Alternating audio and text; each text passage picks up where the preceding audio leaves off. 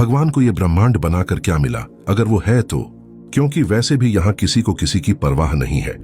हो सकता है 2029 में पृथ्वी के पास से गुजरने वाले अपोफिस एस्ट्रॉयड से ही पृथ्वी नष्ट हो जाए। जी हां, आपको लगता होगा कि वैज्ञानिकों ने तो इससे साफ साफ मना कर दिया है कि अपोफिस एस्ट्रॉयड पृथ्वी से सिर्फ 32 से 35 हजार किलोमीटर दूर से निकल जाएगा। लेकिन उन्होंने इस एस्ट्रॉयड के सिर्फ पाथ को देखकर ऐसा बोला है कि उसका पाथ ऐसे है तो वो जरूर ऐसे ही निकल जाएगा। लेकिन इस ब्रह्मांड को बनाने वाले ने इस ब्रह्मांड को बनाकर बस ऐसे ही छोड़ दिया है, जहां जो हो रहा है बस हो रहा है। मतलब ये एस्ट्रॉयड इस तरफ भी आ सकता है और इसको हमारे अस्तित्व से कोई मतलब नहीं होगा। और अगर किसी वजह से ये एस्ट्रॉयड पृथ्वी की तरफ आ भी जाए तो ये मत सोचना कि ब्रह्मांड को बनाने वाला आपको बचाने आएगा। जी नहीं। तो फिर इस ब्रह्मांड को बनाने वाला अगर वास्तव में है और ये ब्रह्मांड किसी और वजह से अस्तित्व में नहीं है, तो फिर वो चाहता क्या है जब उसको किसी की परवाह है ही नहीं? और फिर उसने ये ब्रह्मांड बनाकर पाया क्या? सबसे पुराने बताए जाने वाले हिंदू धर्म के अनुसार देखें तो उसके अनुसार जब भगवान ने कुछ भी नहीं बनाया था और वो खुद कुछ भी नहीं यानी नथिंगनेस में मौजूद थे, तो जब भगवान नथिंगनेस से बाहर आए तो उस खाली जगह का निर्माण हो गया जिस खाली जगह में ब्रह्मांड अस्तित्व में आया हुआ है।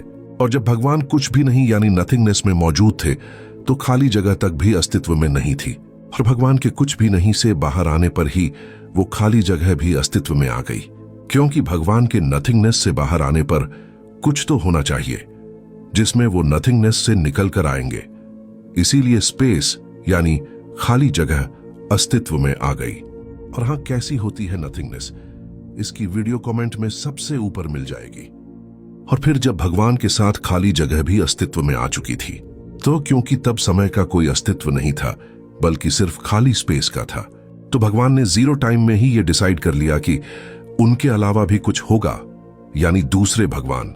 और हां, हिंदू धर्म में जो सबसे बड़े भगवान माने जाते हैं, उन्होंने ब्रह्मांड और हमारा निर्माण नहीं किया, बल्कि उन्होंने जब अपने अलावा दूसरे भगवान को अस्तित्व में लाया, यानी अपने ही अंश को अस्तित्व में लाया।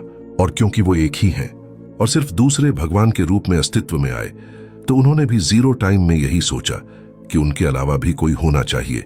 और जीरो टाइम में इसीलिए क्योंकि तब समय का अस्तित्व नहीं था, जिससे जब दूसरे भगवान से तीसरे भगवान अस्तित्व में आए, तो फिर जब उन्होंने भी ये सोचा कि उनके अलावा भी कोई आगे हो, तो उन्होंने भी अपने ही अंश को अस्तित्व में लाया, यानी कि ब्रह्मांड को।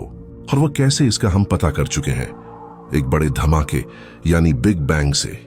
और हां, ये तीनों एक ही हैं, जिससे इन्होंने अस्तित्व में आते ही ये सोचा कि उसके अलावा आगे भी कोई होना चाहिए, क्योंकि ये सोच एक ही की थी। और होने को तो ऐसा भी हो सकता था कि ये अनंत समय तक आगे से आगे अपने ही जैसे भगवान को बनाते रहते।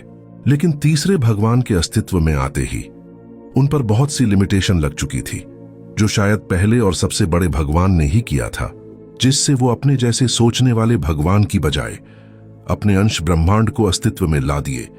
बताया जाता है जो अनंत संख्या में अस्तित्व में आए हैं। और ये ब्रह्मांड बनाकर भगवान ने कुछ नहीं पाया। ये ब्रह्मांड तो सिर्फ इसलिए अस्तित्व में लाया गया ताकि आगे से ऐसे ही भगवान अस्तित्व में ना आते रहे, नहीं तो ये एक खेल बन जाता। और क्योंकि भगवान का तीसरा रूप कई लिमिट के साथ अस्तित्व में आया था, तो दूसरे भगवान ने उनके इसी ब्रह्मांड में जीवन की उत्पत्ति कर दी, और भी ज्यादा रूल्स और लिमिटेशन के साथ, ताकि इनको ऐसा ना लगे कि ये अकेले ही लिमिटेशन के साथ अस्तित्व में क्यों।